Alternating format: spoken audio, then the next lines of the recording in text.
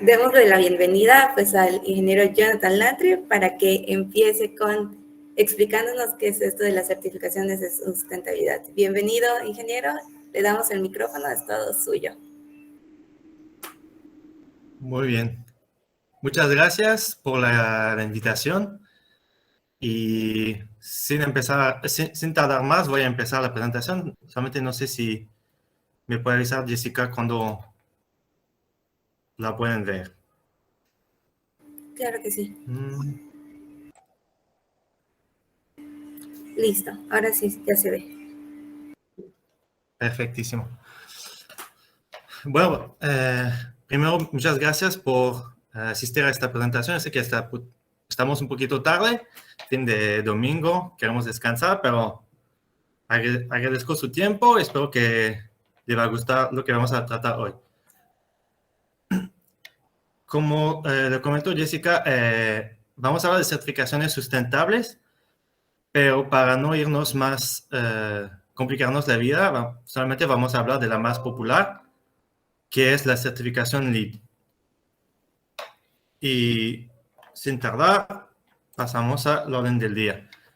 Entonces, para ponernos en contexto, voy a hablar dar una pequeña presentación de Jack Simulaciones Inc., también de por qué se puede o se debe o los beneficios de certificar un proyecto.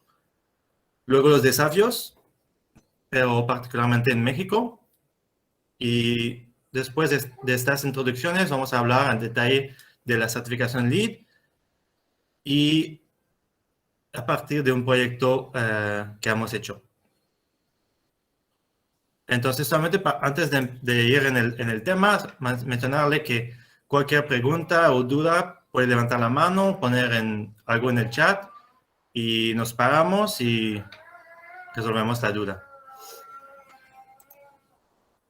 Perfecto. Entonces, Shark Simulations Inc. es una empresa que tiene solamente 5 años. Trabajamos en más de 30 proyectos en todo el mundo y en muchos idiomas. Principalmente lo que ofrecemos son las simulaciones para certificaciones LEED, pero a través del tiempo nos desarrollamos experiencia en los otros temas de la certificación y ahorita podemos ofrecer los servicios completos y también todo otro tipo de simulaciones que se aparece a las certificaciones LEED, que sea para otros certificados o para cumplimiento de código de construcción. Ofrecemos para empezar, a nuestros clientes esas 4 certificaciones: la asesoría completa de certificaciones LEED, Site, Edge o Well. O porque se puede combinar. Y por el momento, esas certificaciones ofrecemos solamente a los clientes del sureste, porque pensamos que lo mejor es tener un contacto directo con la construcción y es más fácil cuando estamos en la localidad. Siguiente, los otros servicios que ofrecemos, que empezamos, que es la especialidad, son las simulaciones energéticas, que consiste en hacer una simulación para permitir o enseñar el cumplimiento con los códigos de construcciones, que sean los internacionales, americano, canadiense, lo que sea, porque todos son muy parecidos. Pero esos son los que nosotros trabajamos. También certificaciones verdes, como LEED. Ahora estoy hablando de los que participamos en proyectos. Es la LEED, que es la de Estados Unidos, la DGNB, que es de Alemania, y una versión modificada que se llama OGNB, que es de la austríaca. También un servicio muy, muy interesante que gustó también a nuestros clientes son las análisis bioclimática. Directamente con los arquitectos trabajamos para bajar el consumo y tratar de llegar a un consumo nulo de energía. Y otras simulaciones que también ofrecemos son las de iluminación natural y las de CFD, que son de viento, y que nos permite analizar la comunidad térmica la efectividad de la ventilación, que sea natural o mecánica, también la disipación de contaminantes como en un estacionamiento o también en un quirófano. Y otro análisis que se hace con la misma metodología es de calcular la presión del viento en las fachadas, y eso es un dato muy importante para los cálculos estructurales de edificios altos. Listo, ya presentamos a Chuck. Empezando con las certificaciones, de manera general, las certificaciones ayudan a comprobar que se cumplió con las mejores prácticas a nivel mundial en la construcción, y que esas prácticas también son las que benefician al medio ambiente y a los humanos. Otro beneficio es que asegura a los inversionistas que la construcción va a tener una calidad, porque las certificaciones no las certifican los actores involucrados, pero un tercero. Y finalmente es un guía muy, muy bueno para los equipos de diseño, en especial cuando empiezan en este tema de sustentabilidad, porque tienen una gran historia, una gran experiencia acumulada.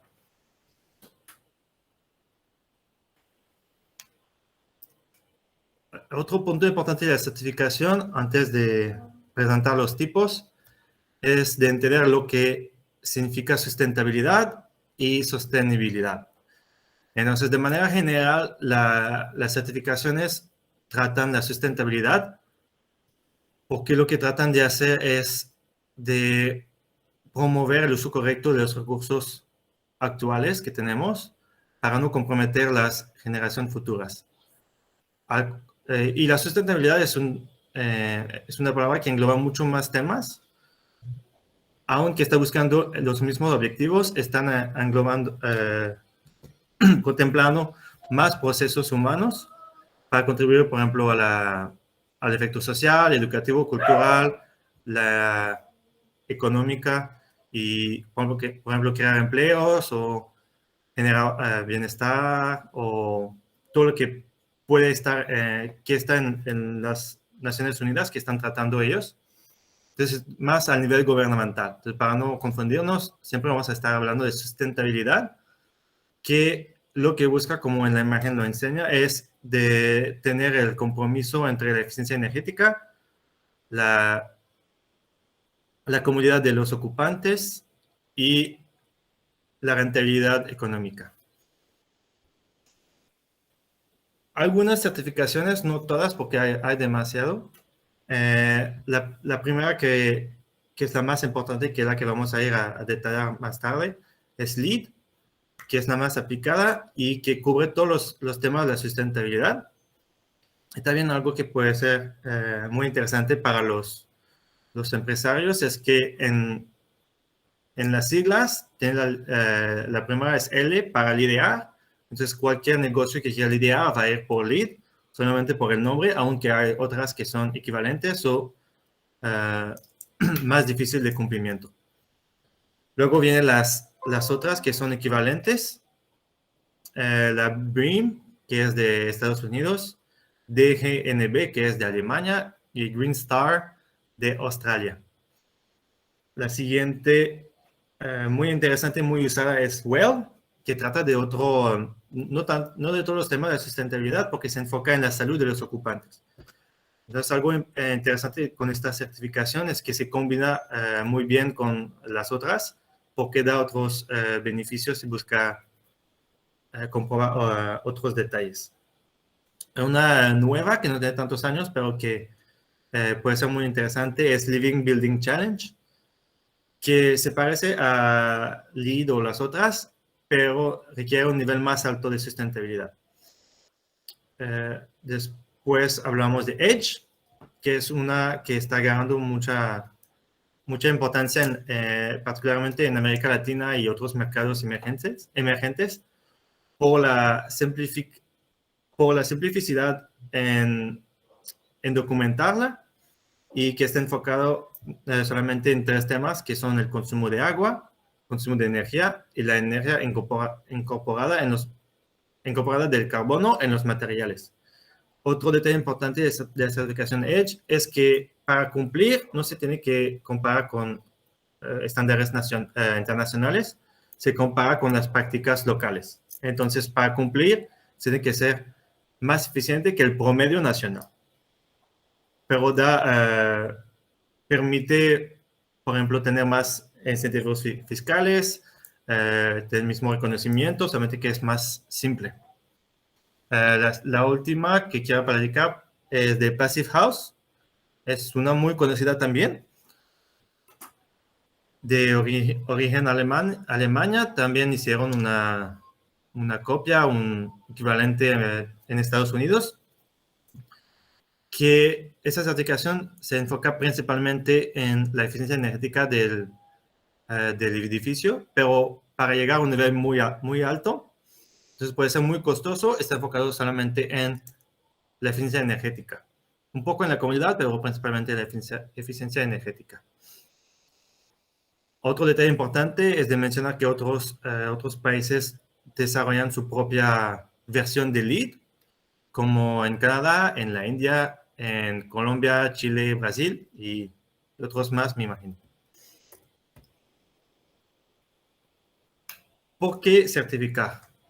Los números. No sé si como arquitectos les gustan los números, pero como ingeniero es lo que habla para mí. Entonces, ¿cuánto cuesta?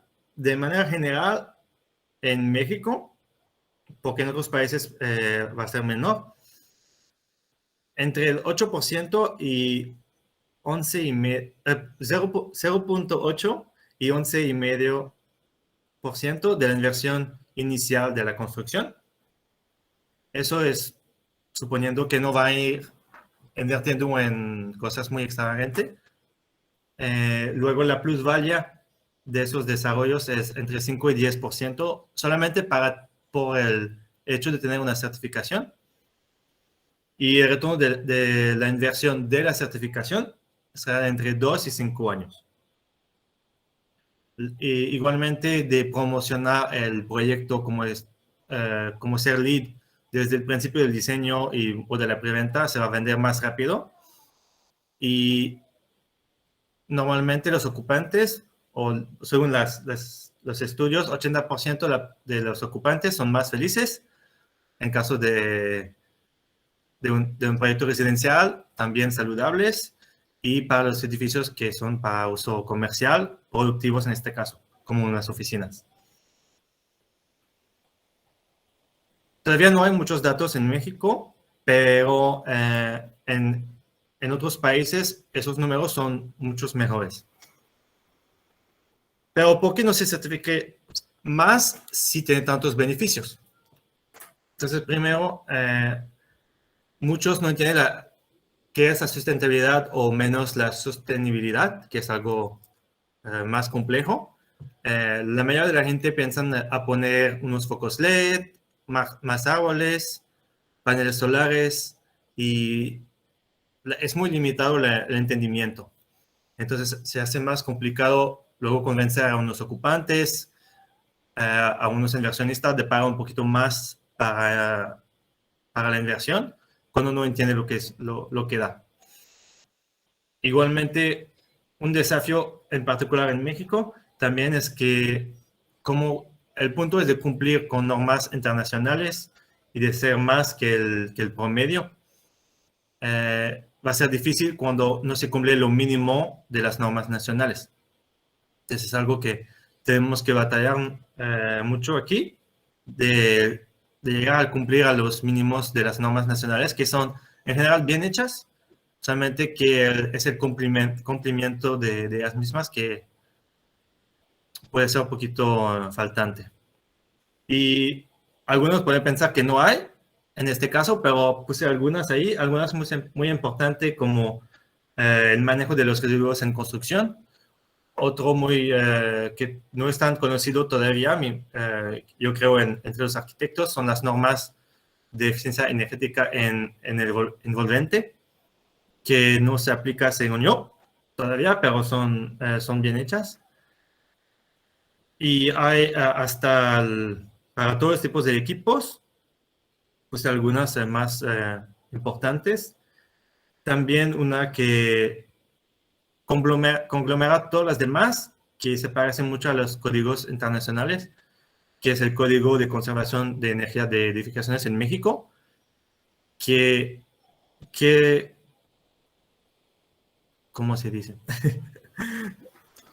Que aglomera todas las otras normas y lo pone en un contexto muy, muy claro para aplicarlos en un edificio, y siguiendo esa guía puede llegar a un buen nivel de eficiencia energética en los edificios. Y la última todavía en desarrollo, es la calidad del ambiente interior que están desarrollando ahorita el organismo 11, que eso no va a ser de aplicación obligatoria, pero en el futuro espero que sí, y se va a parecer mucho a las normas de Estados Unidos o de Europa. Otro desafío es que no hay incentivos fiscales o financieros cuando se certifica un proyecto. Justamente hay en muchos otros países, y no hay en México, o según yo no hay muchos, o no están incitando mucho a la gente. Lo único que encontramos es en México es una propuesta que hicieron en Guadalajara, que eran de poner un 30% de descuento en el predial y también en las licencias de construcción, pero creo que tienen un presupuesto limitado y todavía ya se acabaron, entonces no lo siguen haciendo y no sé si van a seguir. Entonces es un caso de excepción, pero en otros países, otras ciudades como Chile dan beneficios. En este caso es de bancos, entonces no es del gobierno. En Miraflores, que es el fraccionamiento más bonito, más alto nivel en Perú, en la capital. En Estados Unidos, de manera general, los edificios públicos deben de certificarse LEED. Y algo muy interesante es que anteriormente en México, en la plataforma Inversión de México, se llamaba, o se sigue llamando Proyectos México, todos los hospitales tenían que certificarse LEED, pero según nosotros lo que vimos es que la última convocatoria se hizo en el sexenio pasado. Entonces dejaron de pedir certificaciones LEED para los hospitales en México. Finalmente, la cultura es algo que falta un poquito en México, la cultura ambiental. Yo había vivido en otro país con totalmente otra historia. Yo de niño hablamos de reciclar y de cuidar el medio ambiente desde niño en la primaria. Entonces aquí veo una historia totalmente diferente. Entonces veo que están empezando, pero tienen que incrementar mucho más la educación a todas las generaciones, todos los ámbitos. En particular podemos ver que hay un problema de generación eléctrica, que se usa más del 80% los combustibles fósiles, y esperamos que vamos a reducir. Seguimos usando el gas LP y la leña en los hogares para cocinar, que es algo muy contaminante. Todavía se permite vehículos antiguos, que en otros países, por ejemplo, los vehículos de más de 15 años deben no se pueden usar, o deben de cambiar el sistema de protección ambiental. Se usa demasiado plástico.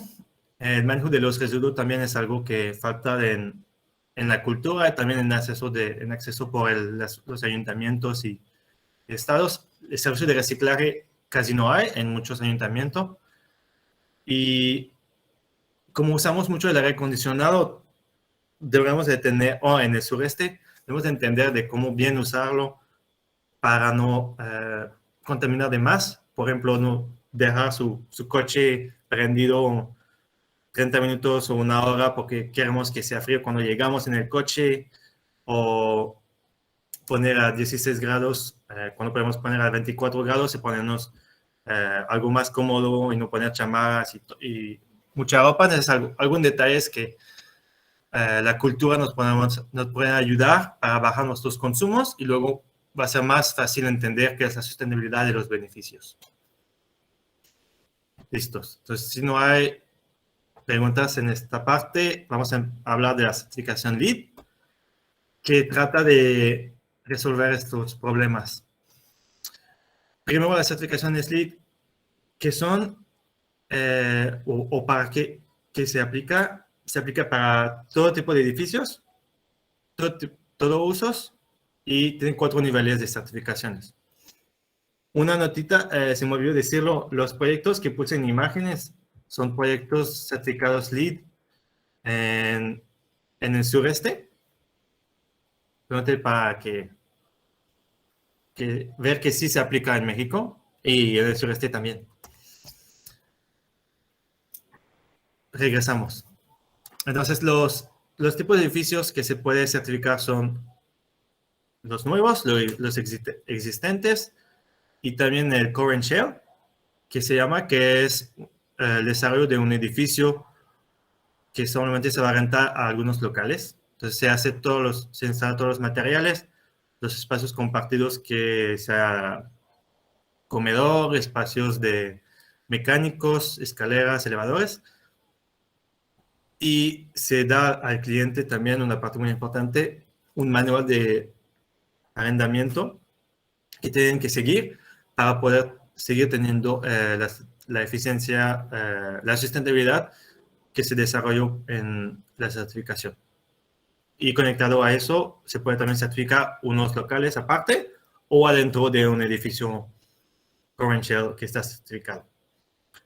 Los tipos de uso que se puede certificar son, como dije, son todos. Puede ser oficinas, escuelas, hospitales, retails, hoteles, uso mixto, entonces cualquier combinaciones, bodegas y data center, que es algo que consume mucha energía, pero no creo que van a poner mucho en México por las temperaturas que tenemos.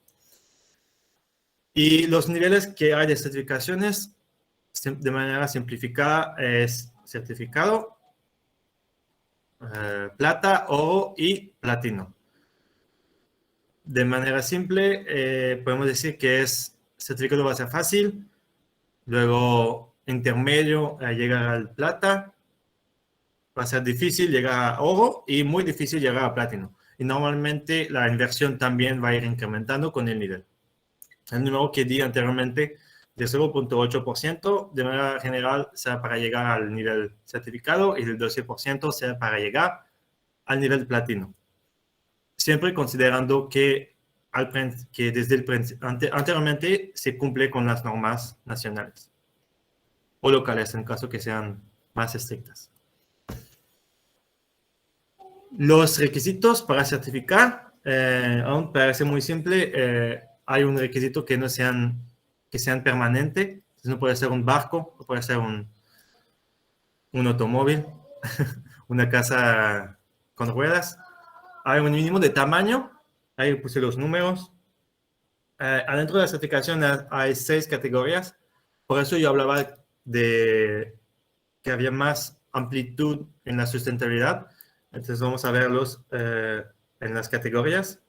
En esas categorías hay créditos y hay requisitos.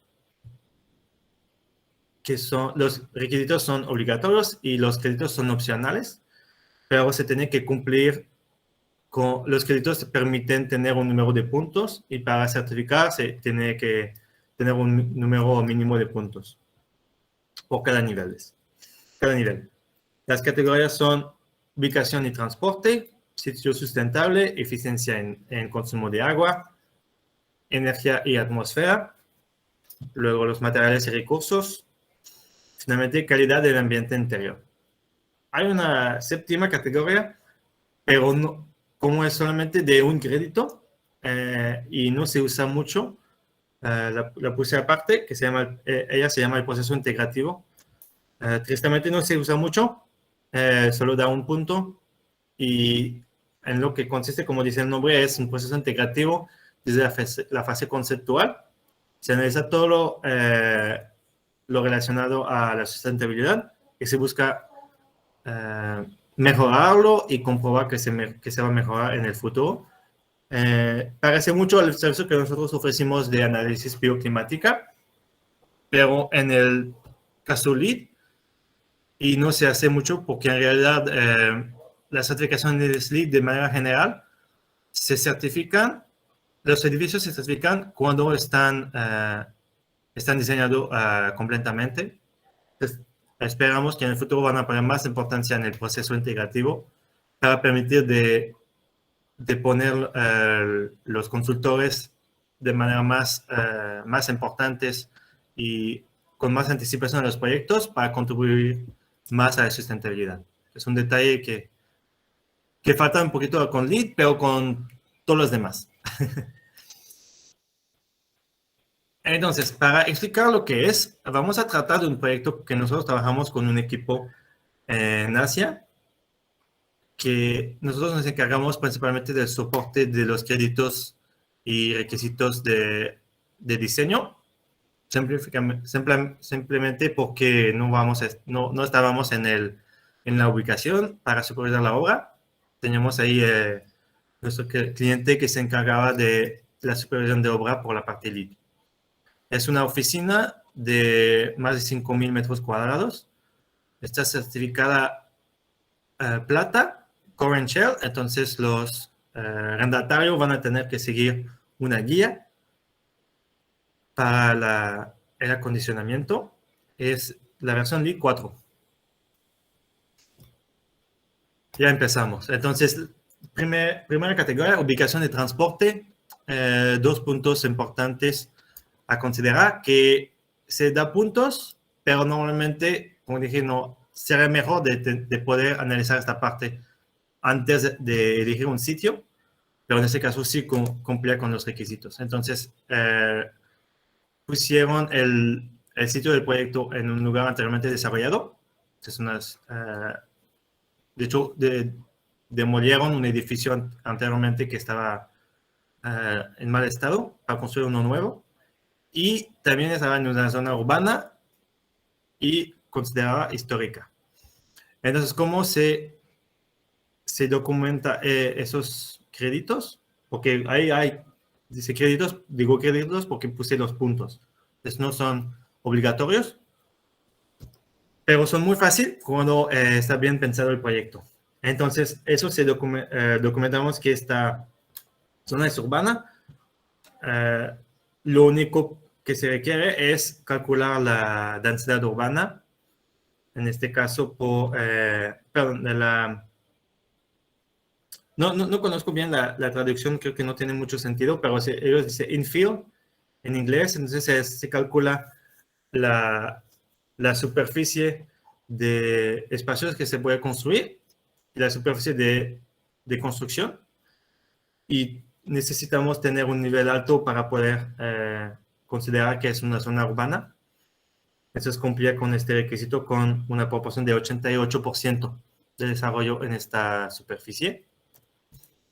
Y cómo comprobar que es una zona histórica, solamente con el ayuntamiento o organizaciones internacionales podemos encontrar las zonas históricas. Está todo en zona de color más oscura, la zona histórica, y el sitio está donde vimos el cuadro rojo. Eso es lo que se mandó a LEED para documentar esos créditos y lo aceptaron.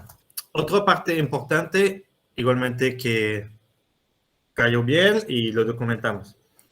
De manera general, cuando estamos en una zona urbana es muy fácil comprobarlo.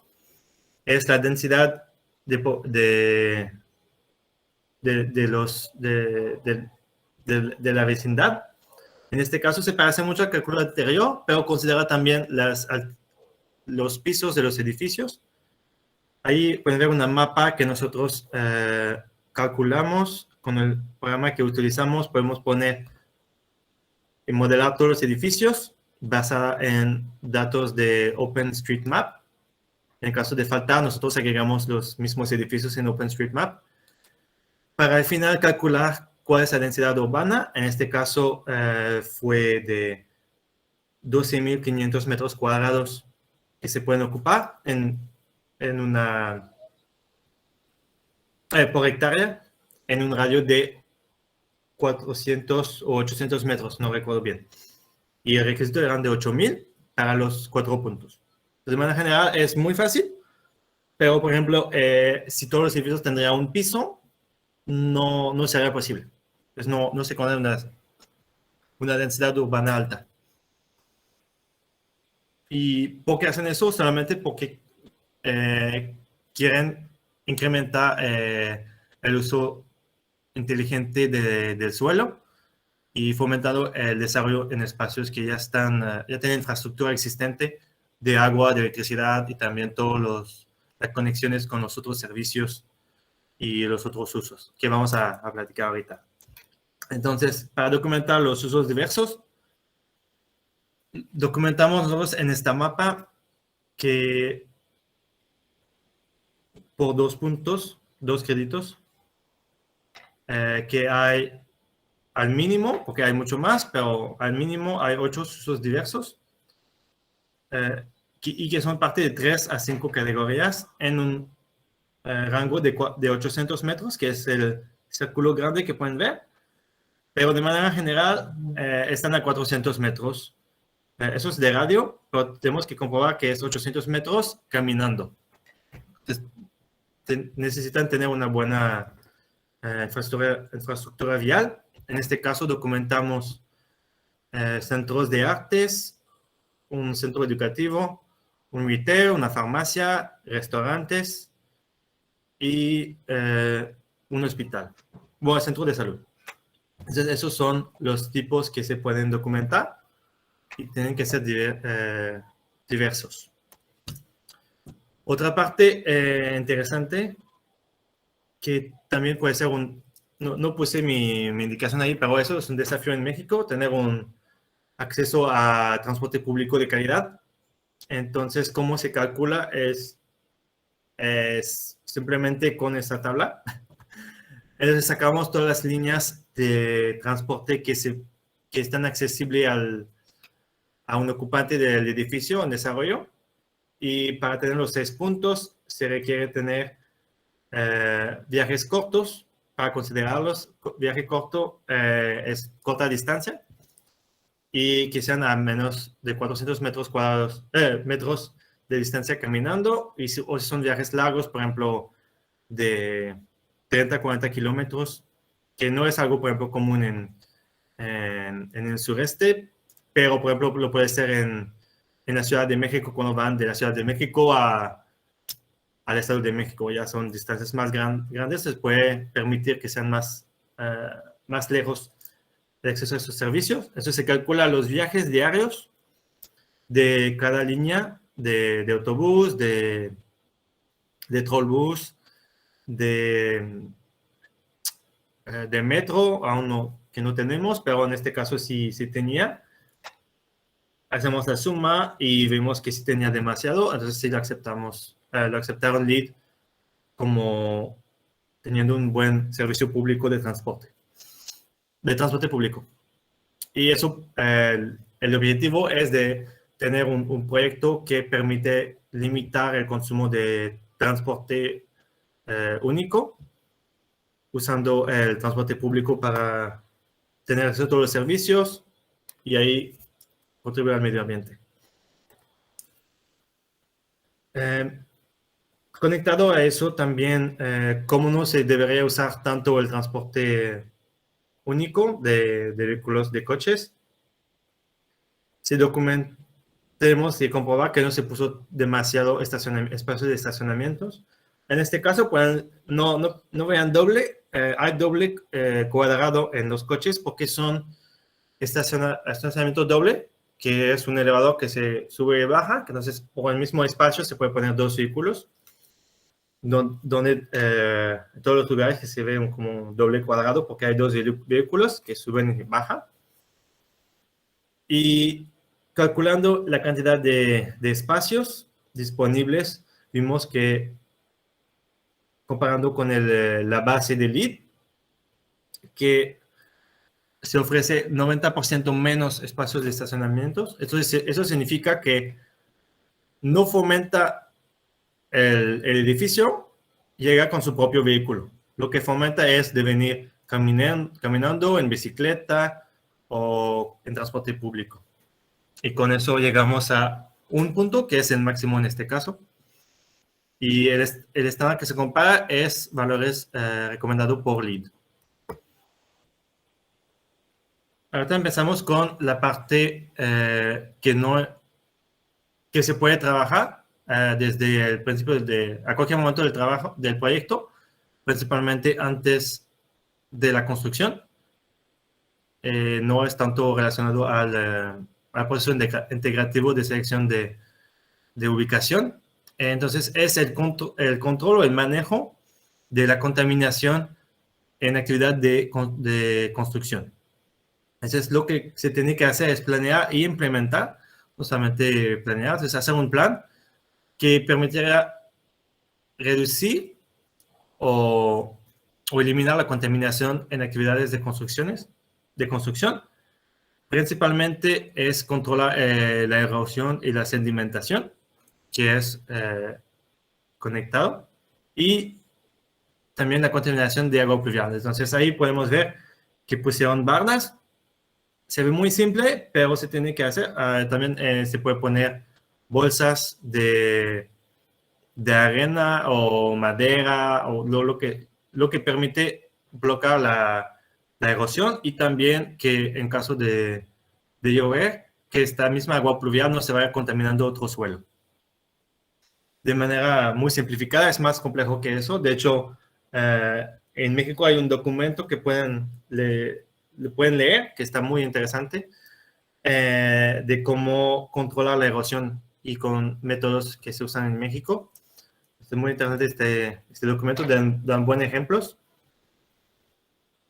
Y otra cosa importante de este plan es de fomentar que también no se contamina por el movimiento del aire, del viento. Entonces, cualquier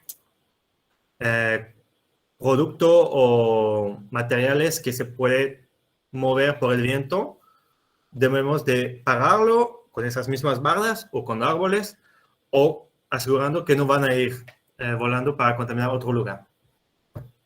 Aquí son otros ejemplos. En este caso, es muy importante almacenar de manera segura cualquier materiales. En este caso son materiales especiales que pueden contaminar, como pintura o otros químicos. La entrada al sitio está completamente cerrada y es controlada. Entonces solamente se permite entrar los vehículos de... ¿cómo se llama?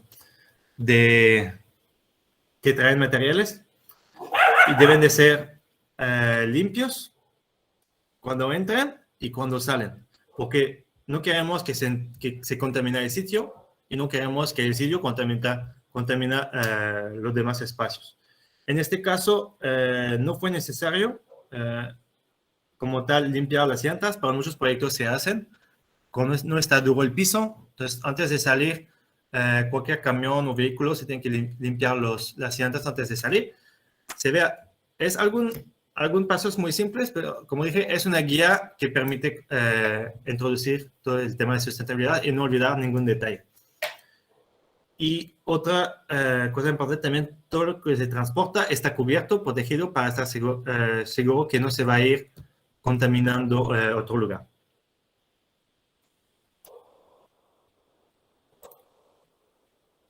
Fue muy rápido. Otros créditos que no voy a ir en detalle porque son... el primero está un poquito detallado, entonces no vamos a ir en detalle, pero da un punto. Hay mucho más en la guía. En este proyecto no se fue muy lejos en todos los créditos. De hecho, solo estoy hablando de los créditos que se documentaron en el proyecto. Entonces, si quieren ver más, pueden ir a la página web de LEED.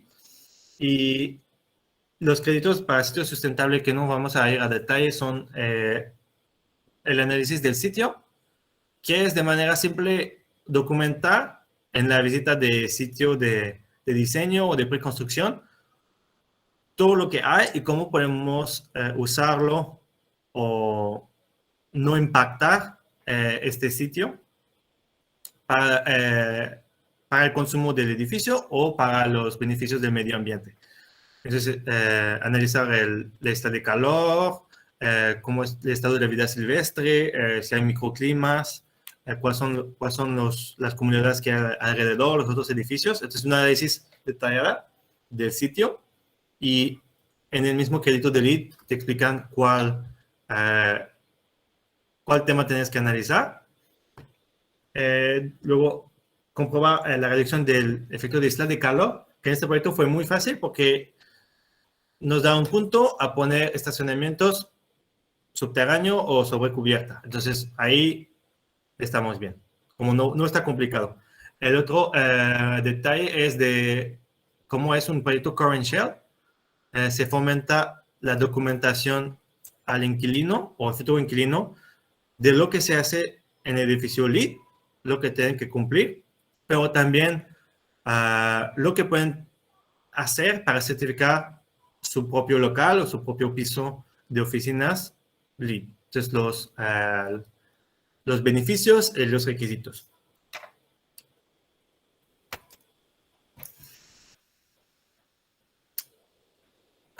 Ok. Ahorita, tercera categoría, la eficiencia en el consumo de agua.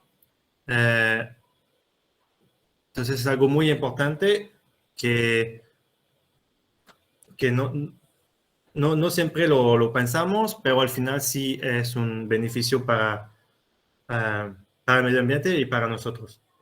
En México, en la Ciudad de México es un problema, en otros estados también, por las sequías, y tuvimos suerte este año en Yucatán y Quintana Roo, tuvimos muchas lluvias por los huracanes, pero en general es algo que tenemos que cuidar el agua. Entonces, para cumplir con esos créditos es muy fácil.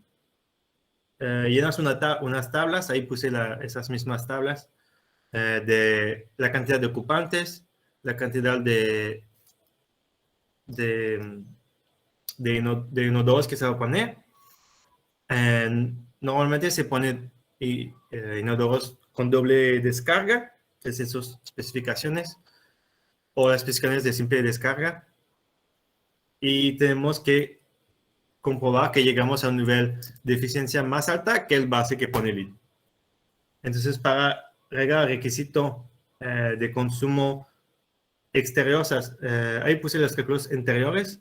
En este proyecto no había necesidad de uso de agua exterior, pero se hace algo muy parecido. Entonces, para cumplir con lo mínimo, tenemos que reducir el 20% el consumo de agua, que es lo mismo que para una certificación EDGE, por ejemplo. Y si queremos ir más allá, podemos reducir el consumo al 50%.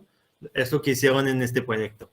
Y por eso le dieron 6 puntos en camino a certificarse. Siguiente, consumo de agua, algo que también se requiere, que es más para el futuro, para la operación. Para el objetivo es de apoyar la gestión del agua e identificar oportunidades de ahorro en el futuro.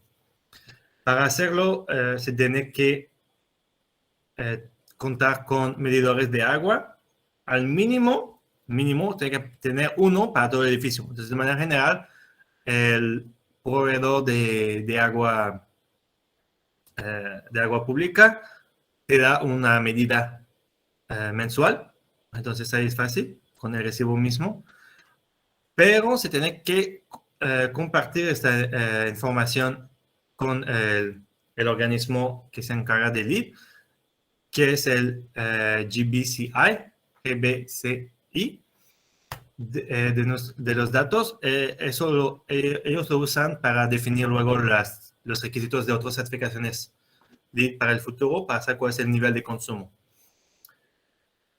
Pero para este proyecto quisieron ir más más allá. Entonces pusieron medidores por cada nivel del edificio. Son 4 niveles. En este caso, por los diferentes inquilinos del edificio, para tener un consumo separado, para identificar los problemas. Y pusieron medidores de agua fría, agua caliente. Y como está en la parte nórdica de Asia, se va a consumir mucha agua caliente porque se usa en el encalentamiento de los espacios. Entonces, simplemente se dice, voy a poner medidores, se manda los planos, no puse planos porque no vale la pena, pero se enseña se manda los planos, si se manda especificaciones de los medidores para requisito de medición, solamente una carta de este tipo que se comprometen a compartir la información.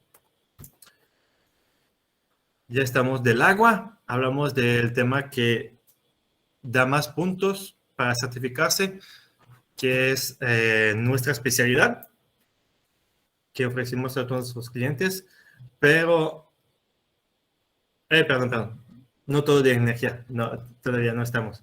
En la parte de comisionamiento, que es algo que es un desafío en México, como dije, que es siempre hecho por un profesional del ambiente de los equipos mecánicos de ventilación y enfriamiento, de aire acondicionado, de calefacción. ¿En qué consiste? Es de analizar, planear e implementar el comisionamiento. El comisionamiento, de manera muy simple, es hacer inspección de todos los equipos y de todos los equipos y de todos los materiales que se van a estar en el edificio.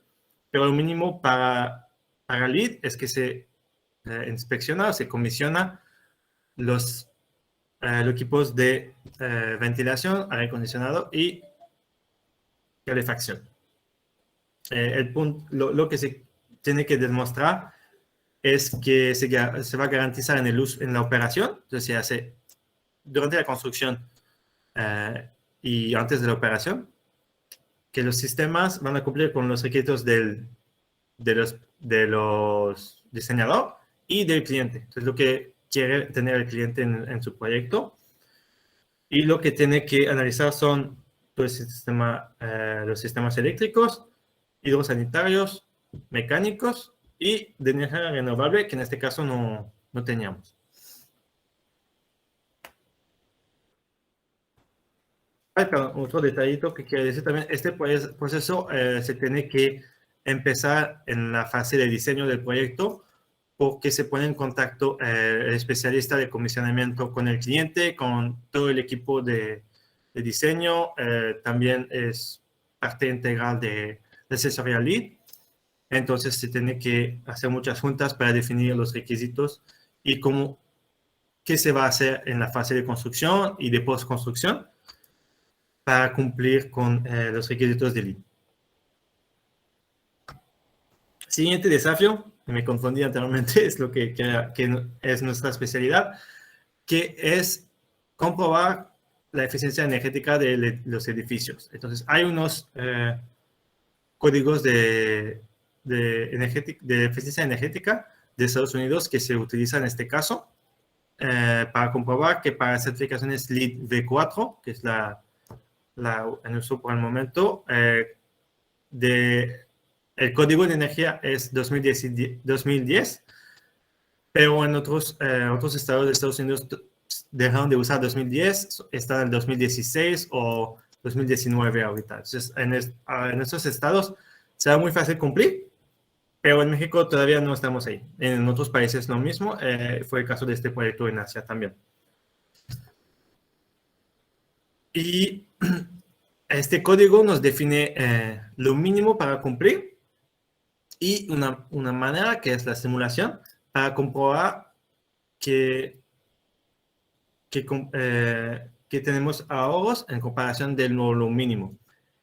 En esos etapas lo que se hace es un modelo virtual del edificio donde se pone la geometría, la ubicación, y con la ubicación se definen los datos climáticos y todo lo de las instalaciones eléctricas y térmicas. De manera simplificada, entonces los números que influyen en el consumo energético y térmico, porque todo lo térmico nos permite saber cuál va a ser los consumos de calefacción y de climatización. Esas simulaciones nos permiten conocer las temperaturas y consumo energético de los edificios, y lo que se simula es un caso de referencia, que es lo mínimo del código, y lo comparamos a el caso real del edificio que está en construcción o que se va a construir, para comprobar que se llegó a un nivel más alto o un nivel menor de consumo energético. Una diferencia importante es que no todos los códigos las certificaciones son iguales. En el caso de LEED se compara los ahorros en costos de energía, que por este proyecto llegaron al 19%. En las certificaciones, por ejemplo, DGNB, las simulaciones se tienen que comprobar los niveles de comodidad térmica, pero las simulaciones se parecen demasiado. Es lo mismo, solamente que no se busca tener el consumo energético como tal. Solamente es comprobar que el edificio llega a unas temperaturas confortable o cómoda en el edificio según los criterios de comodidad térmica. Lo mismo para otros códigos, otras certificaciones. Se pueden pedir el ahorro energético, el ahorro en costo, o también el ahorro en contaminación por el consumo de energía, que aún se parece y se están conectados. Puede ser importante entenderlo bien. Por ejemplo, si deberán de usar energía eléctrica en el base y se usa combustibles fósiles y ahorras en costo. En el caso de LEED van a estar beneficiados, pero en caso de otros certificados, se me fue cuál era, va a contaminar más, entonces no tendría tantos puntos o porcentajes de ahorros. En este proyecto, lo que permitieron llegar a esos niveles fueron los materiales que tenían menor transmisión de calor. Entonces, eso permitió reducir la demanda de consumo en calefacción y climatización. Un momento, voy a tomar agua.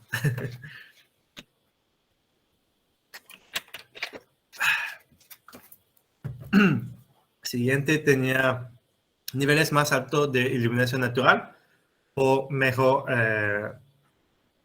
por ventana que tenía más alta transmisibilidad de la luz natural. Iluminación LED también, que llegó hasta un 20% de bajo consumo. En este caso, también la iluminación LED es algo que pusieron en el manual del inquilino.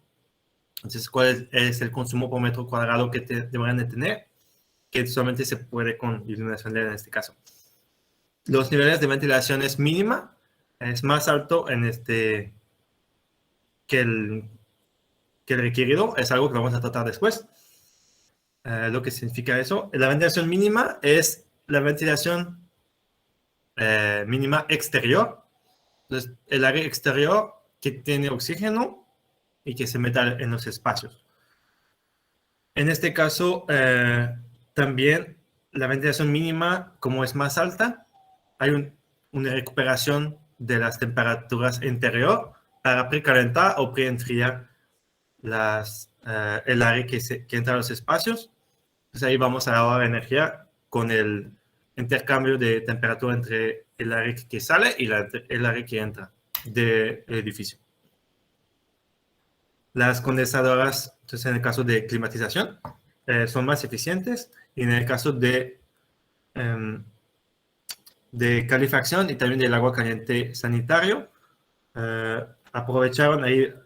Anteriormente habíamos los consumos por usos, y lo que vemos es el consumo de agua caliente,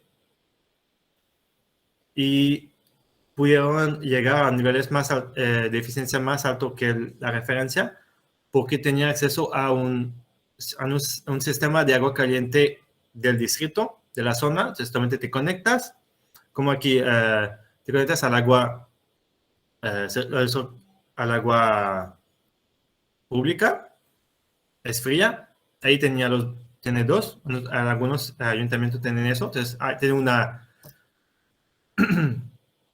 una planta que genera agua caliente de manera más o menos eficiente. En este caso, sí era eficiente. Entonces, en algunos casos usan solamente gas natural, otros casos usan gas natural pero con cogeneración. Eso significa que el mismo aire caliente, la misma agua caliente que se genera, hace girar un árbol, y este mismo árbol está conectado a una generadora de electricidad, y esta misma electricidad se manda a la red. Entonces, al mismo tiempo, de manera simplificada, generamos en una planta exterior para todo el distrito agua caliente y electricidad. Entonces, como eso no es el base, porque el base será solamente de generar agua caliente, tuvimos ahorros por esta parte en el consumo de agua. Y es la parte principal, de hecho, para este proyecto, porque como es nórdico, tiene un consumo muy alto en calefacción. Pero todos los demás permitieron llegar a este nivel de 19%. Y eso da 9 puntos para LEED. Y el máximo en este caso es 18 puntos. Entonces, por eso es muy importante el proceso integrativo o el análisis bioclimática de la parte energética, porque puedes tener entre el 25 y el 30% de tus certificaciones LEED en energía, y lo tienes que ser mejor planearlo con anticipación, sin subir los costos, y ahí tener tu certificación y beneficios en la operación. Otro requisitos. Sí, perdón. Entonces, eso era también un requisito, y el mismo requisito está conectado a el crédito de eficiencia energética. Entonces, tenemos que cumplir con un mínimo y con la misma simulación, y además, si se comprueba la eficiencia energética más alta, te dan puntos. Un detalle, no sé si aplica en realidad, porque no es tanto usado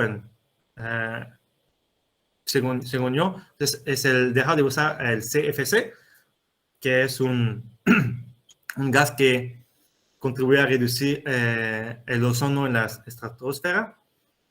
Entonces, solamente tenemos que no usar este producto, este refrigerante. De manera general no se usa, pero no se puede hacer. En algunos casos se van a usar, o van a ir cambiando este requisito para poner los más eficientes o los más accesibles también en el mercado. Ahí está muy parecido al caso de consumo de agua. Entonces tenemos que medir y comprometer a compartir la información del consumo energético. Es muy parecido. El requisito es muy fácil de cumplir, al menos aquí en México, con el mismo recibo. Es suficiente para cumplir con el requisito y una carta. Siguiente, lo que se puede hacer, llegando a otro nivel, el mismo que en el agua, se puede poner medidores más precisos, o pues, no más precisos, pero que pueden generar más datos. Entonces, que generan datos de manera por cada hora, que lo guardan por 36 meses, y que es por 36 sí, ya lo dije. Y para mejor seguimiento también pusieron medidores en cada piso, y se tiene que poner por cada tipo de energía. Entonces, en este caso, tienen que seguir el consumo de agua caliente y el consumo de electricidad. Igualmente, como el consumo de agua, el objetivo es de tener esa información para luego tener la posibilidad de reducir su consumo con esa información, que es una información muy interesante, muy útil, en este caso en la operación, que se puede usar en el mismo modelo energético que se hizo en el créditos de energía, poner esos datos como puntos de entrada, ir haciendo cambios, prueba de error, para ver cómo podemos reducir el consumo al futuro, conociendo el consumo real de los edificios. Y se va a ir ahí modificando. Es algo muy interesante que no se usa mucho, pero es de actualidad en otros países como Estados Unidos y Reino Unido. También en China empezaban a usar en algunos proyectos. Acabamos en la parte de energía en la atmósfera. Platicamos de los materiales y recursos. En este proyecto no aplicaron mucho. Hicieron en realidad casi solamente lo mínimo. Pero en este caso, todavía no es en todos los edificios que lo hacen, pero vimos ¿cómo se llama? Un desarrollo muy interesante en los edificios recientes que lo hacen por propia voluntad, principalmente por razones económicas. De hecho, dividir los diferentes desechos o residuos sólidos, ven que es más fácil y reduce también la recolección. Entonces, lo que requieren LEED es de dividir la colección y almacén de diferentes materiales que se pueden reciclar o solamente mandar a vertederos, y los residuos peligrosos que se mandan normalmente a otros lugares, como las baterías que contienen químicos, los electrónicos y lámparas con mercurio que no quiero que se usan en muchos casos. Pero también se divide y se separa el papel, el cartón, el vidrio y el plástico.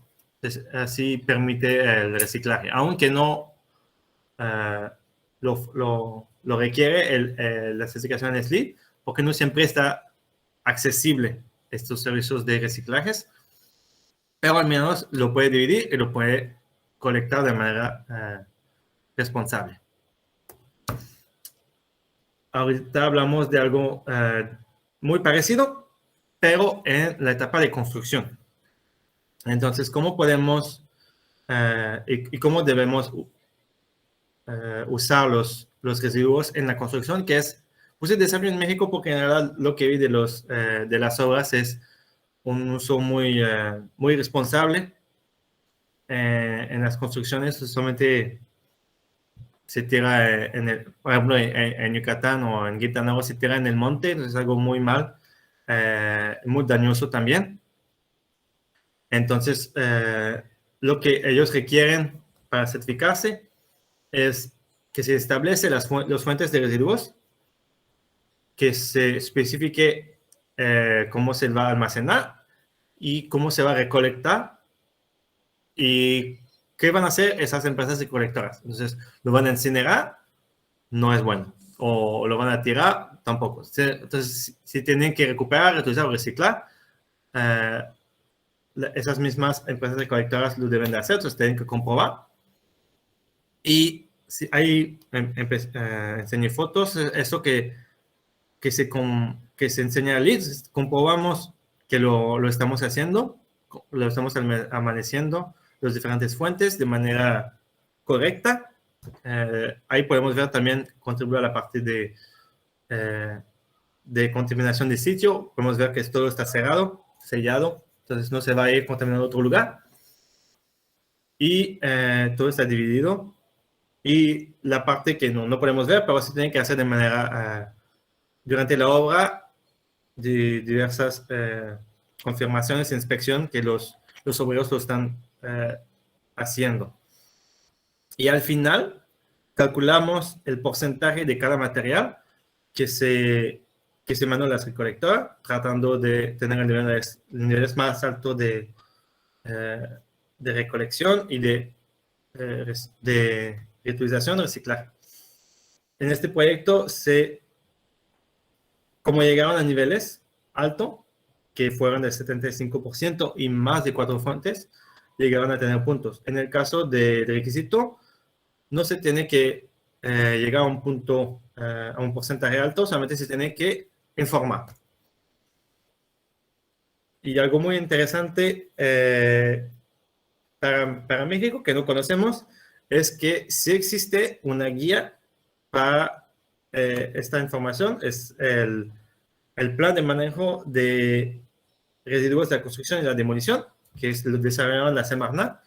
Creo que también la industria de la construcción lo tienen en sus manos para promoverla. Entonces, en sus próximas obras pueden preguntar lo que están haciendo y si están usando este manual para disminuir la contaminación, pero también, como lo puedes ver, la obra se ve más limpia, se ve más profesional y no es tan difícil. Creo que lo más importante en este tema es informar e educar las personas involucradas y de seguir el tema para estar seguro que lo están siguiendo. Para este proyecto, el número total de reutilización y reciclaje del material fue de 79%, está muy bien. Y por eso pues, tuvieron esos 2 puntos. Y tuvieron demasiado porque tuvieron que desmantelar el edificio anterior y construir uno nuevo. Entonces fue un desafío también, me imagino. Ahorita ya se acabó los materiales y recursos. Como dije, no hicieron mucho. En este tema les invito a ver la página de LEED para conocer más de lo que se puede hacer. Pero de manera general, materiales y recursos también es un tema que no se trata mucho en LEED, principalmente por la dificultad de hacerlo, de llegar a niveles altos de uso responsable de los materiales, y la información también es limitada en este caso. Siguiente desafío de México es la calidad del aire interior. Algo interesante es, ahí estamos hablando de la norma que está en desarrollo pues, por el momento. El objetivo de este requisito es de incrementar el nivel de oxígeno en los espacios, porque eso es muy importante para el bienestar físico y también, para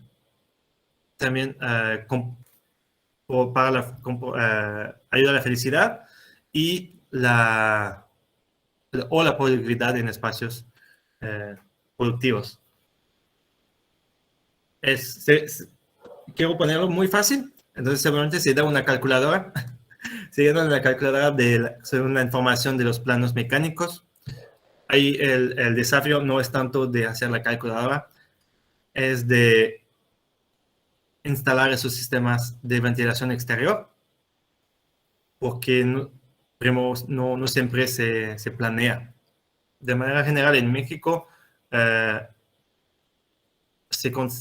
no se considera porque se puede usar en muchos lugares la ventilación natural,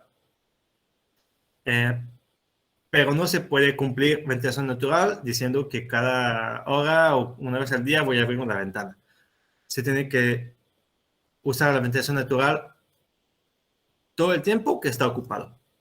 Es un detalle que no se puede hacer en muchos estados de la República por las temperaturas que tenemos. Entonces, recomendamos cuando no es posible la ventilación natural, de poner sistema mecánico de ventilación mínima, ventilación exterior. Lo bueno es que sí se puede combinar. Entonces, eso es algo bueno. También se tiene que cumplir con mínimo de extracción.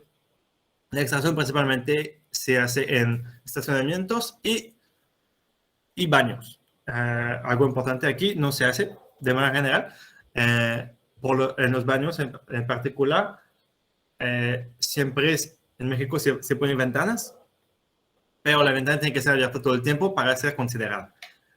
Entonces, si no es posible tener una ventana o tenerla abierta, entonces se debería de tener una ventilación mecánica. Que ahí está el desafío, porque la ventilación mecánica exterior no está siempre considerada. Y algo que también es importante entender cuando hablamos de ventilación exterior o ventilación en general, no es lo que un mini split te hace, porque eso es recirculación. Lo mismo con el ventilador de techo, ayuda con las temperaturas, con la humedad, pero no te da más oxígeno, solamente lo recircula.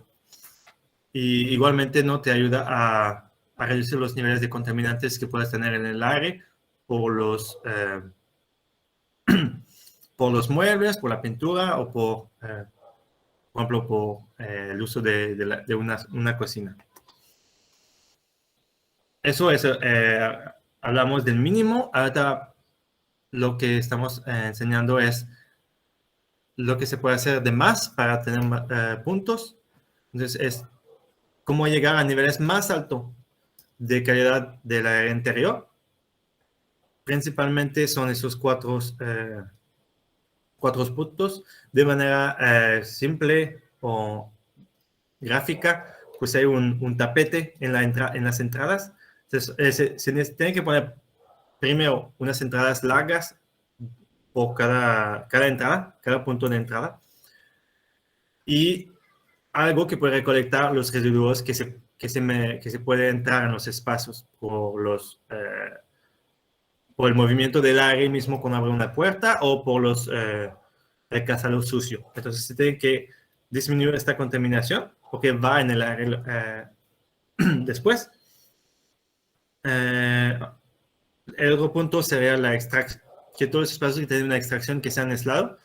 Cómo se aíslan es simplemente con paredes, con divisiones completas y también teniendo unas puertas que se cierran automáticamente. Entonces, cualquier mecanismo que hace que se cierren solamente y no... Por eso es importante de no bloquear esas mismas puertas. Como, por ejemplo, en centros comerciales, las puertas se cierran automáticamente, entonces no te van a hacer nada. Y lo mismo, muchos edificios comerciales hacen lo mismo en las entradas. Ponen sus tapetes, esas entradas largas, porque disminuye o facilita la limpieza. Entonces, tiene otros beneficios que no vemos, que a veces hacemos algunas cosas por beneficios económicos y en realidad tienes beneficios mucho más importantes, en este caso por la salud. Un detalle que no se hace mucho, entonces por eso sí el desafío, yo hablé de desafío, es porque no se pone siempre filtraciones porque en la ventilación, sistema de ventilación, entonces se tienen que poner los filtros, algo que no se trata todavía porque no hablamos de operación, pero también se tienen que cambiar esos mismos filtros con frecuencia. Es algo que es muy común en hospitales, o debería ser común, y no lo es siempre en espacios comerciales y residenciales. Entonces, el aire exterior que entra tiene que ser filtrado. Excepciones puede ser en ambientes en fraccionamiento que están muy abiertos, que el aire está muy limpio. Pero en este caso, se tiene que comprobar al lead que este mismo aire está limpio. El último detalle o información que se tiene que dar es de incrementar la tasa de ventilación mínima. Entonces, eso permite que siempre van a tener un nivel más alto de oxígeno, aunque los espacios están llenos, que la gente está haciendo ejercicio, van a tener niveles más altos. Pero tiene un problema o algo que se tiene que considerar es que cuando subimos los niveles de aire exterior, también podemos subir el consumo de calefacción de enfriamiento porque estamos entrando aire que puede ser a temperaturas diferentes de las que queremos tener al interior. Entonces, de manera general, cuando tienen niveles más altos que lo mínimo en ventilación exterior, se debe o se recomienda poner equipos de recuperación que están, que como hablé anteriormente, que están recuperando las temperaturas climatizadas o acondicionadas para precalentar o preenfriar el aire que va a entrar a los espacios. Algo muy simple, creo que porque tiene mucho tiempo las certificación LEED siguen poniendo eso, puede ser que no siempre lo aplican, pero tienen que poner una política de de no fumar claramente al interior, pero también al exterior. Y tiene que identificarlo en cada entrada. Por eso que ahí está el desafío de informar a la gente y de aplicar esta misma norma de operación del edificio. Eso fue un requisito. Siguiente desafío que es en la parte de la construcción, que se aplica solamente cuando hay trabajo interior de construcción, es que todos los equipos y materiales no se pueden contaminar en el proceso de construcción, porque eso va a perjudicar los ocupantes de los edificios cuando van a operar. Entonces tienen que tener un cuidado muy grande en todo el manejo, en el antes o después de la construcción y de la instalación. Luego, para los mismos ocupantes de la construcción, tenemos que cuidarlos para que no se enferman o que se dañan su salud. Entonces, no se puede fumar al entrar al exterior durante la construcción. Y se va a usar filtros temporales en el edificio cuando van a usar los equipos mientras trabajan. Porque en este caso, por ejemplo, si trabajan en el invierno, pueden usar los equipos para calentar los espacios al mismo tiempo que trabajan, por ejemplo, haciendo poniendo los pisos, instalaciones eléctricas, de todo este tipo. Y entonces pone filtros temporales que se van a quitar después. Entonces no van a contaminar los filtros de uso real. Y también instalar extractores temporales para cualquier tipo de contaminante que no se quede en los espacios cuando la gente trabaja. Y aislar esos mismos espacios donde hay trabajo que puede generar contaminación o contaminante dentro de los espacios, como cortar madera, cortar cerámica, si es en el interior, se tiene que aislar y poner una extracción. Como tema de construcción, un cuidado más alto, por eso los pusimos un desafío, porque no siempre se cuida este tema en México. Ahorita hablamos de unos créditos muy importantes, muy interesantes en la parte de diseño. Es la iluminación natural y las simulaciones relacionadas. En este caso, se simula la contribución de la iluminación natural en los espacios de manera precisa y se calcula el promedio anual usando los datos climáticos. Entonces, como este proyecto es nórdico, entonces fue muy difícil llegar al mínimo de 40% de niveles aceptables de iluminación natural, que son 300 lux. Y también se tiene que informar, no tanto comprobar un nivel, tiene que informar el nivel de deslumbramiento o glare, es la luz incómoda que te hace cerrar los ojos cuando están muy alto o que te fuerza a bajar las cortinas. Entonces, tiene un nivel alto de glare, pero se puede controlar con cortinas. No es lo ideal, pero tuvimos que poner ventanas con un nivel de transmisibilidad alto para tener lo mínimo de iluminación natural en los espacios. Entonces, tenemos este problema. Lo que también fue es que como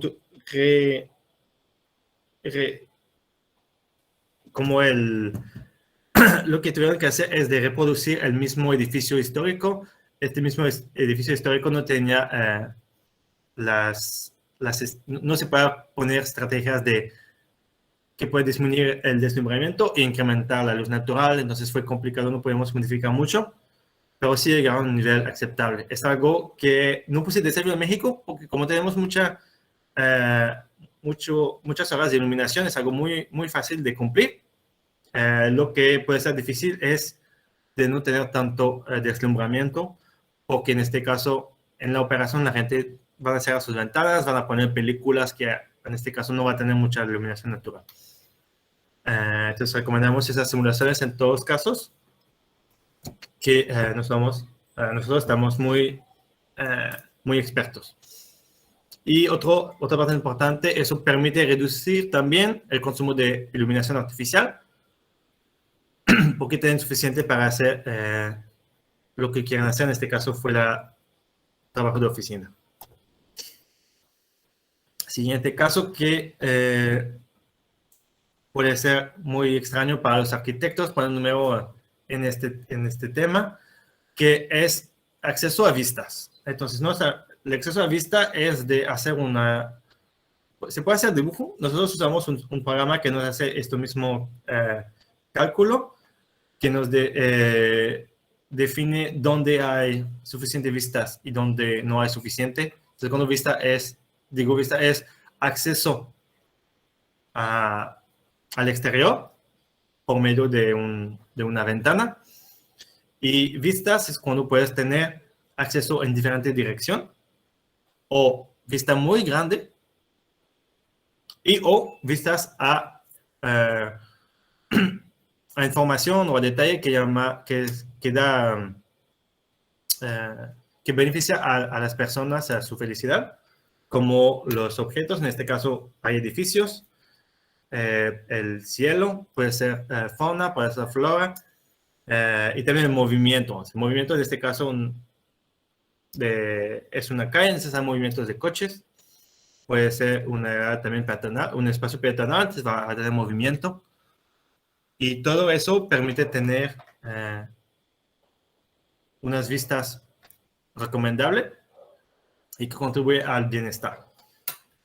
Para este proyecto llegamos al mínimo, que era 75, que se parece muy alto, pero es que sí se tiene que poner contacto con el exterior. Es algo que platico a otros arquitectos, también me imagino con ustedes. El contacto con el exterior, con la comunidad, es algo muy importante, y ahí se puede beneficiar con un punto en LEED, no sé por qué no es tanto, y se puede comprobar con un cálculo ahí por nuestra parte o otro consultor. Entonces, ahí terminamos lo que es el documento para LEED de este proyecto. Le pongo la parte resumida de todos esos créditos y requisitos para LEED. Como pueden ver, no hay muchos, entonces no se ve tan complicado. También hay otras opciones. Y abajo podemos ver en esta parte se puede ver el puntaje. No hablé anteriormente porque no importa tanto, pero en esta misma calculadora van a ir llenando los puntos de cumplimiento o de lo que quieran hacer, y van a ver cuál nivel pueden llegar. Entonces, hay muchas opciones. Eso mismo lo pueden descargar de LEED, de la página de USGBC. En este proyecto, algo que no platicamos porque es adicional, es esta parte de innovación y prioridad regional. Entonces, hay una lista que el mismo LEED llena para decir que los créditos que se recomiendan usar en esos lugares, ubicación, para tener más puntos. Lo mismo, innovación, que es cuando llegan a niveles más altos que requerida por los créditos, en este caso, por ejemplo, la disminución en espacios de estacionamientos. La prioridad regional, no hablo de este proyecto, pero para México, creo que eso puede servir para entender lo que identifica LEED como prioridad. Sería la producción de energía renovable, la reducción en consumo de agua, también la reducción en consumo de energía, el acceso al transporte público y el manejo de agua pluvial. Entonces, cuando cumplen con los niveles suficientes de créditos en esas categorías, esos créditos, deben dar bono. Y esos bonos contribuirán a llegar a niveles más altos de sustentabilidad o de certificación. Es algo que ayuda mucho a nosotros a hacer nuestro trabajo. Finalmente, no lo puse al principio, pero la certificación LEED es un proceso y se tiene que involucrar de manera importante en cada fase, cómo se desarrolla, cómo se divide. En la parte conceptual, el asesor LEED va a analizar el puntaje, puede hacer simulaciones preliminares y también empezar el proceso integrativo, que principalmente se enfoca en el consumo de agua y de energía.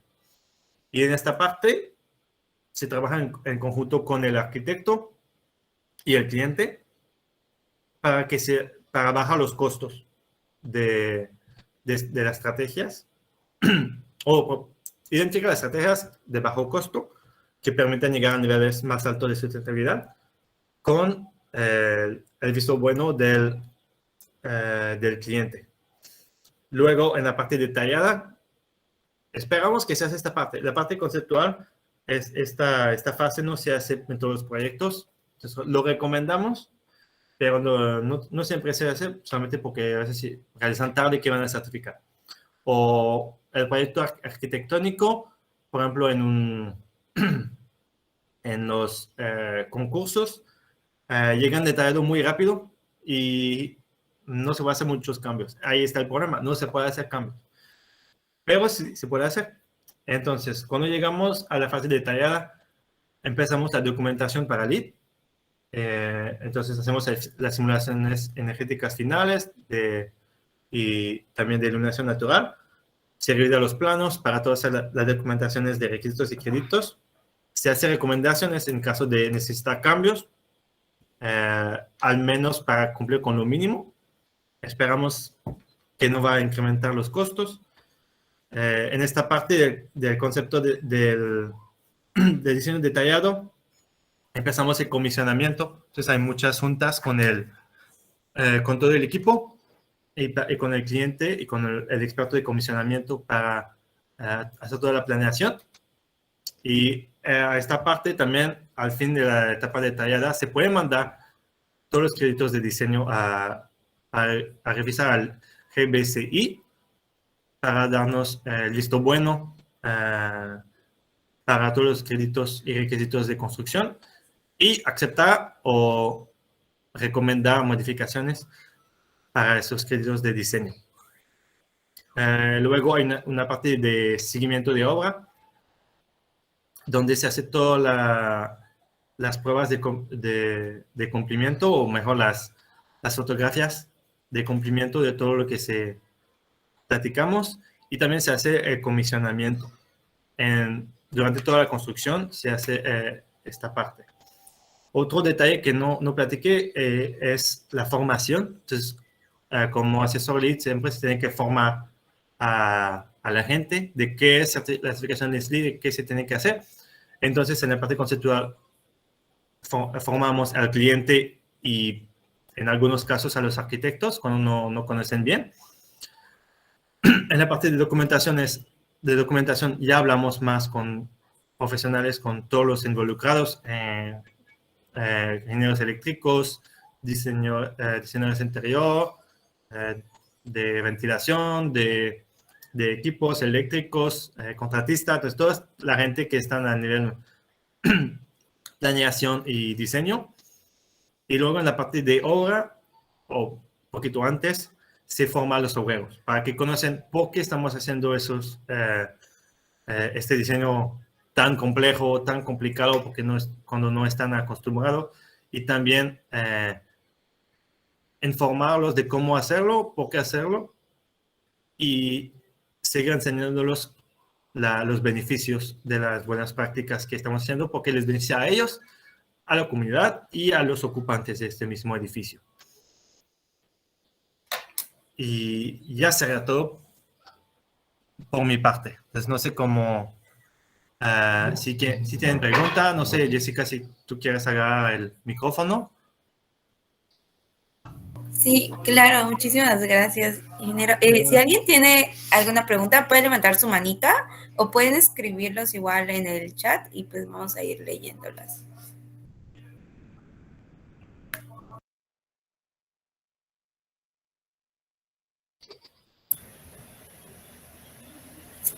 Yo levanto la mano físicamente. Hola. Adelante. Ok, Pablo Mendoza de Villahermosa.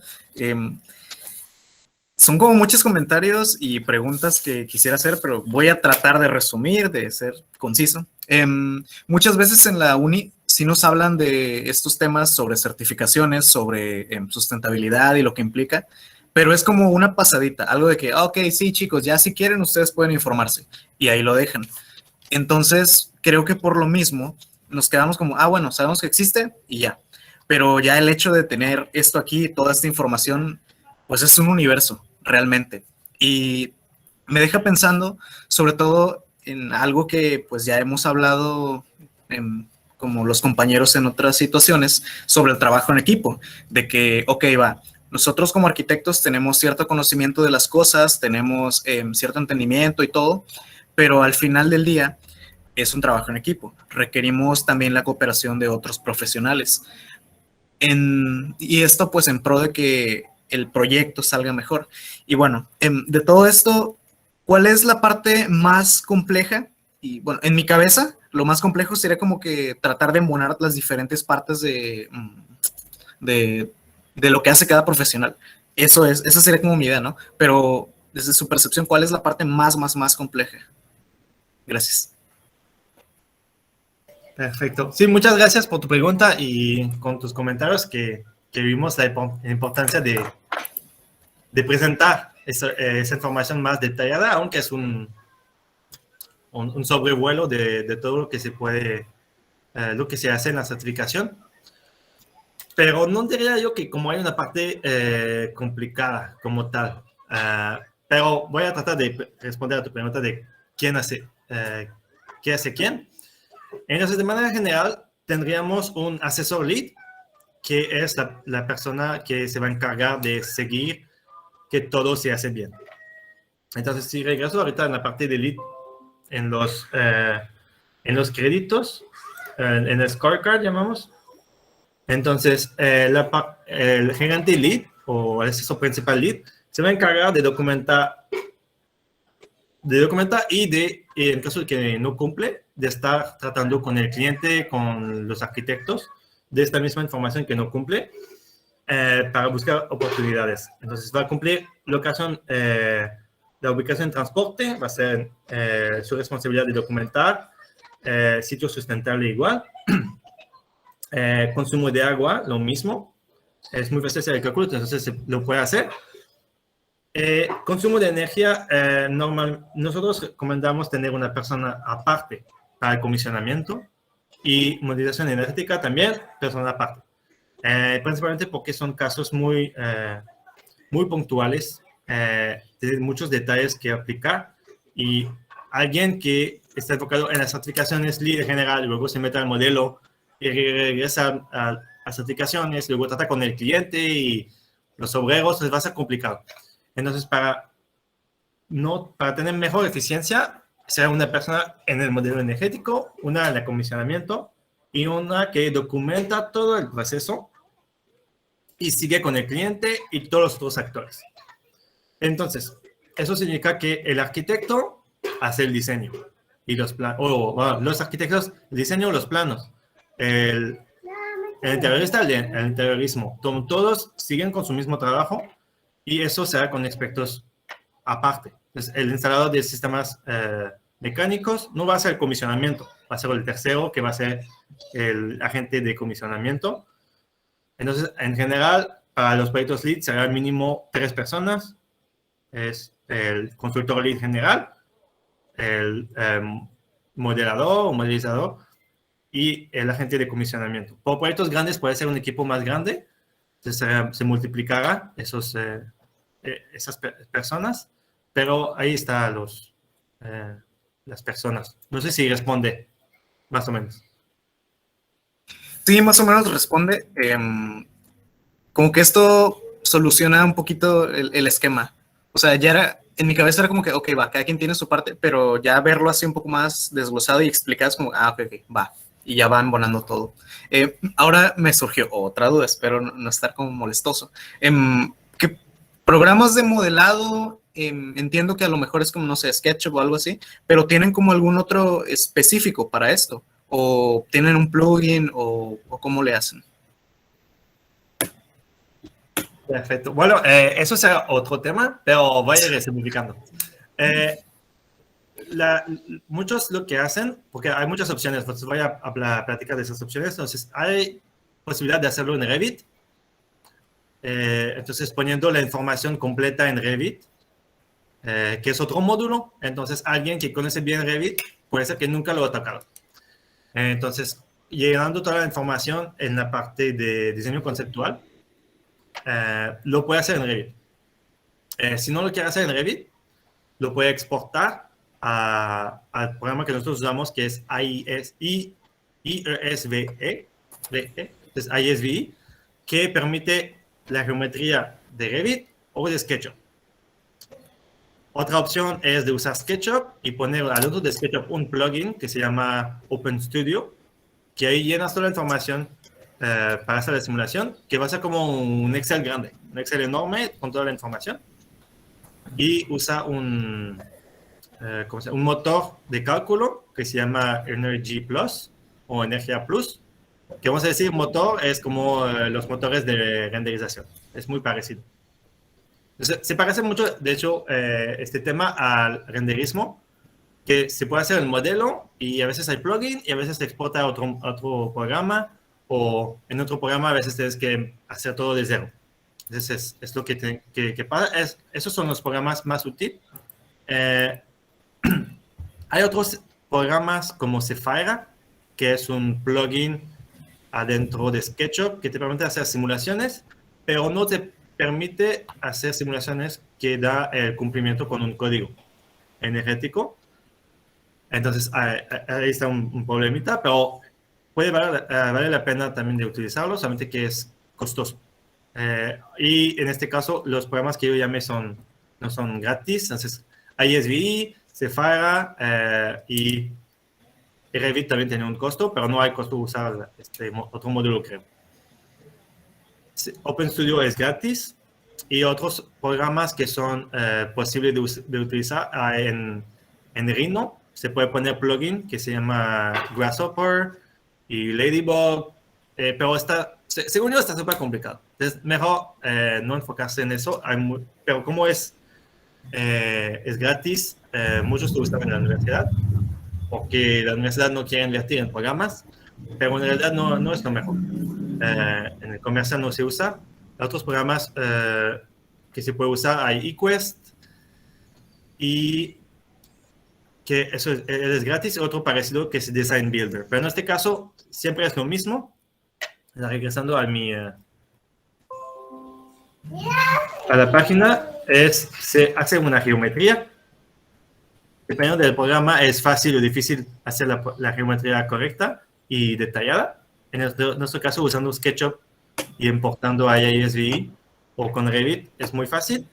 Se pone la información completa, se simula y ya. Pero eso es el ambiente. Pero no sé si Jessica será una necesidad, pero en algún caso podrá hacer yo una presentación también de las simulaciones energéticas.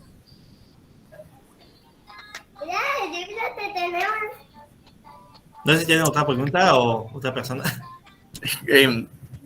Pues termino. Muchas gracias.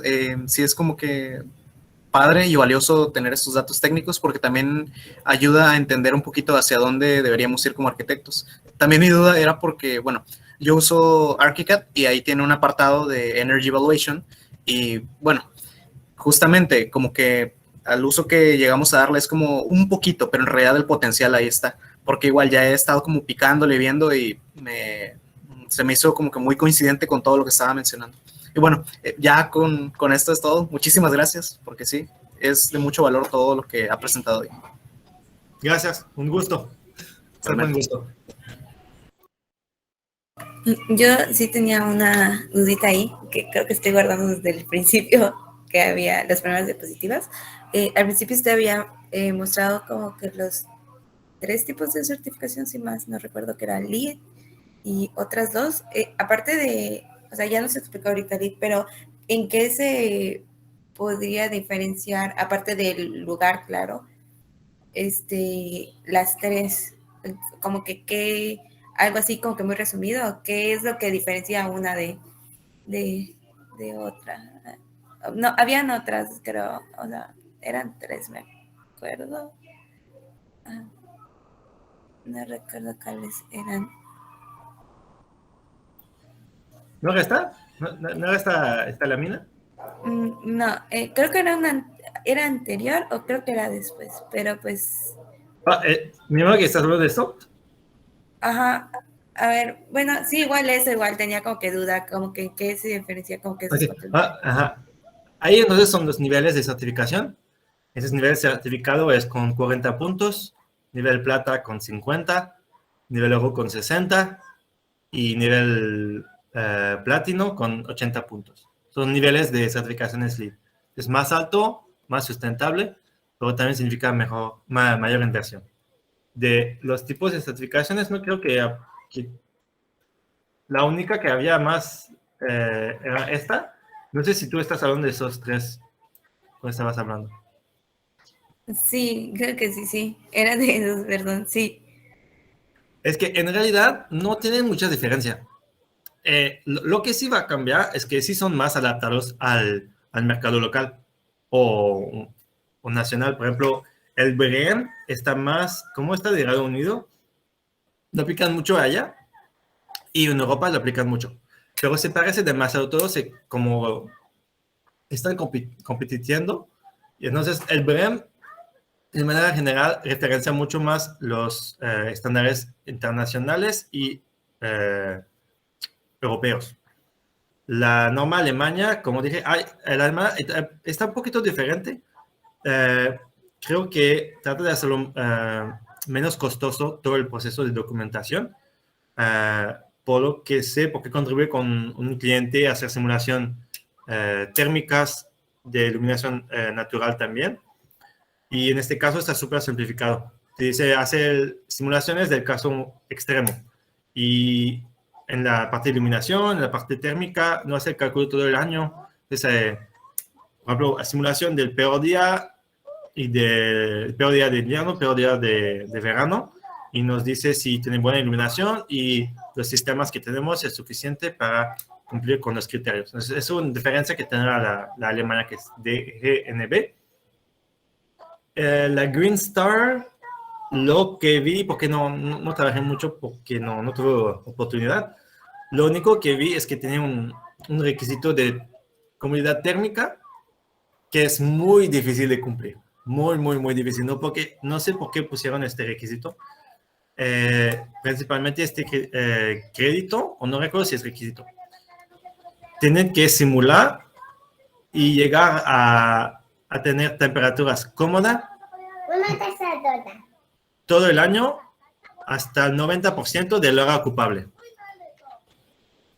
Entonces está muy alto, está muy difícil tener esos niveles de cumplimiento en las simulaciones porque los sistemas no son desarrollados por así. Siempre vas a tener temperaturas altas en algunas paredes, en una ventana o no sé, está difícil, pero es un detalle que tiene diferente. No sé si eso era tu duda o tener más. No, sí, esa, más que nada, sí quería saber. Sí eran esas, es que no había notado. Creo que esos 3 fueron los que más me llamaron la atención hace ratito y fue las que tenía duda. Gracias.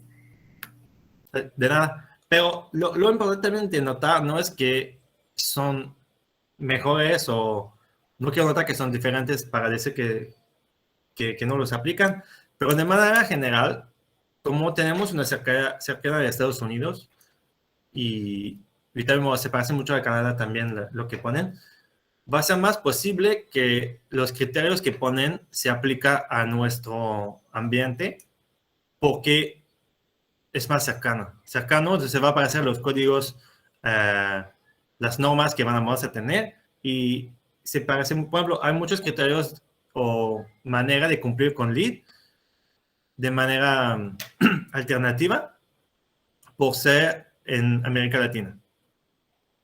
Entonces, hay muchas posibilidades. Por ejemplo, la ventilación mínima exterior te permite hacer un camino alternativo por ser en América Latina.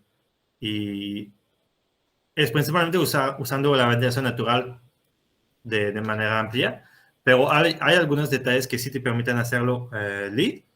No conozco que se aplicará para Green Star, seguramente no aplica Green Star DGNB, pero BREEAM puede ser posible porque es más internacional, pero todavía no está en proceso. Lo que diferencia un poco en este caso, perdón, estamos platicando, el BREEAM de GNB, lo que sé es que necesita tener una persona no simplemente con conocimientos, pero certificada por la organización. Y no es el caso con LEED. LEED puede ser sin conocimiento o con reconocimiento de ellos y puedes hacerlo. Entonces, con BREEAM y DGNB, la persona que certifica o que está encargada necesita de facto una certificación. Y creo que está en proceso BREEAM de ponerse en México o desarrollar una norma de BREEAM específica para México. Está en proceso. Pero de manera general, cualquiera puede aplicar. Pero recomendaría más LEED por la cercanía, está más fácil de aplicarla. Pero tenemos acá un comentario en el chat de Alicia Acevedo que dice muchas gracias, que aprendió mucho acerca de las certificaciones de la sustentabilidad. Y Gerardo, ¿tiene alguna pregunta? Porfa, abre tu micrófono y adelante. Hola, buenas noches. Muchas gracias por la plática, estuvo muy interesante conocer todos los aspectos ya más detallados. Yo tengo una pregunta respecto más del tema de construcción. Por ejemplo, si usted y empresas como la suya, que manejan toda la parte de coordinar todo y ver el proceso, y bueno, jóvenes estudiantes como nosotros, que tenemos que aprender bien la parte de diseño sustentable, o sea, más por el tema de construcción, o sea, ¿cómo logran ustedes que la constructora realmente siga sus procesos? O sea, también como, o sea, si ustedes cuando hablan con el cliente, ustedes proponen la constructora o no sé, ¿cómo es ese aspecto? O sea, ¿cómo pueden lograr que la constructora realmente siga cada paso? Y también como nosotros como estudiantes podemos como igual motivar a otros estudiantes de ingeniería actuales a que investiguen sobre estos aspectos.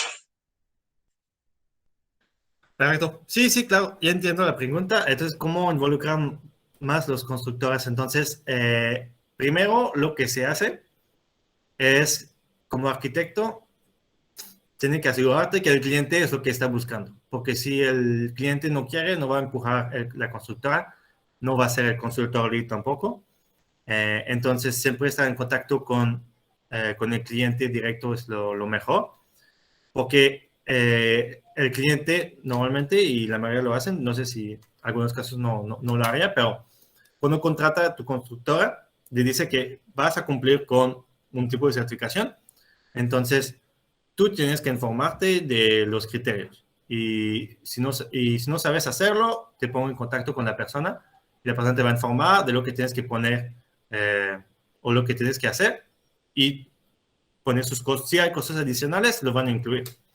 Y luego solamente es una parte de comunicación de nosotros como consultores LEED hablar con las constructoras, pedirles o informarles de lo que tienen que hacer, documentar cuando lo hacen bien y si lo hacen mal, debemos estar en contacto con el cliente tiene que apresurar y poder multar en algunos casos las constructoras porque es una inversión de mucho por el cliente, la parte de certificación, porque pagan una cuota, contratan gente adicionales, están buscando también tener mejores ventas y promocionan esta misma certificación que luego si no la tienen porque las constructoras no siguen los procesos, va a ser un problema. Entonces, parte de lo único que nosotros hacemos es comunicar al cliente si no se hacen bien las cosas, formar y educar a los constructoras y a los obreros de los procesos y estar en contacto con el cliente cualquier problema que tendría y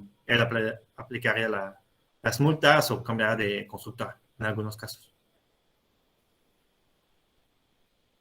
Ok, muchas gracias. Y entonces, por ejemplo, entonces en este caso cualquier constructora pues puede hacer como se le puede enseñar sobre ese tema, ¿no? Pero no sé si usted conozca algunas constructoras de aquí de la ciudad de Mérida que como que ya tengan esa experiencia como que ya más sólida que podamos investigar.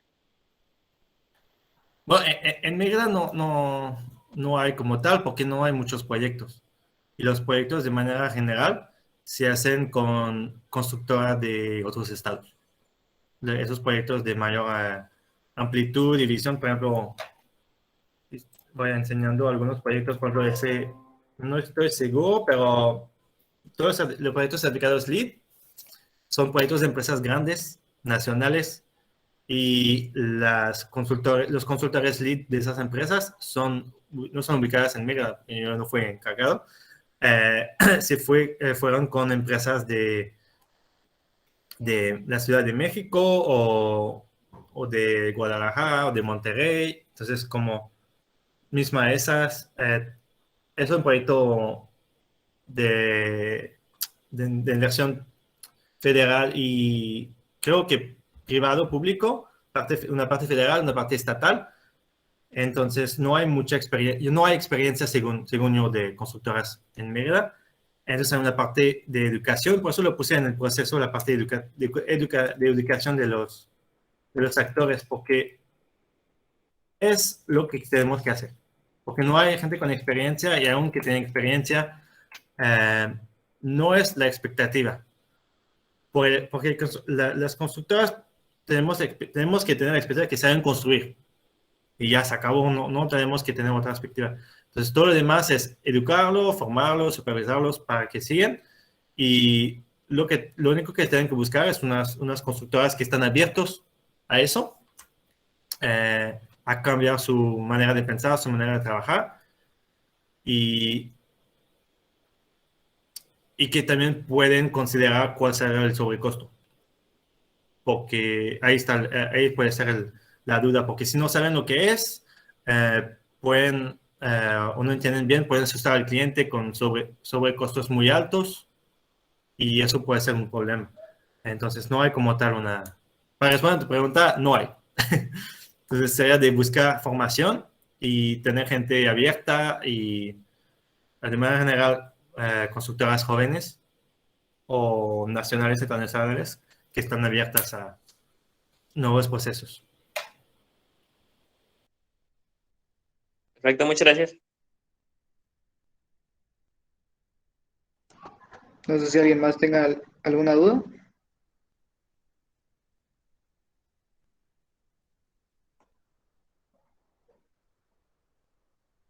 Pues creo que no. Pues muchas gracias, ingeniero, por esta plática. Creo que todos nos llevamos algo y como que nos abre más la mente a qué es la certificación, ¿no? Y bueno, pues procederemos a darle una entrega de reconocimiento.